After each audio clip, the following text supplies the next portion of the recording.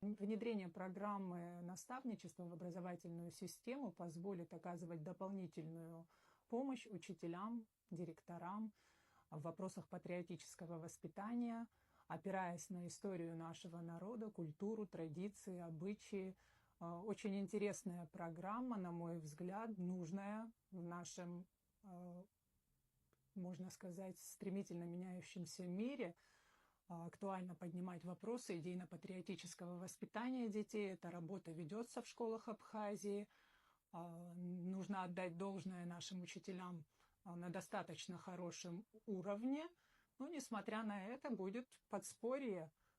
Лишних людей в образовании в школе не бывает, поэтому я думаю, что очень важно понимать, что будет еще один дополнительный штат в помощь учителям.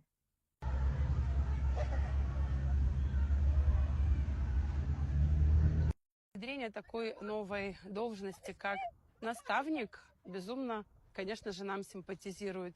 Сегодня, наверное, в каждой семье проходит воспитательное, скажем так, обучение. Каждый родитель старается все больше и больше не забыть про те истоки, культуру, традиции, присущие нашему народу. И какой бы национальности ни был ребеночек, мы стараемся воспитать в нем дух патриотизма.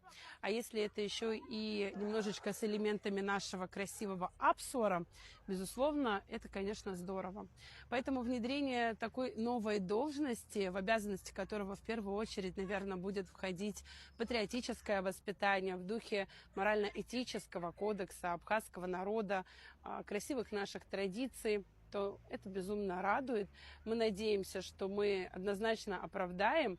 И те красивые традиции истории Абхазии, которые уже немножечко ушли в книжках, книжки по истории, они вновь возродятся.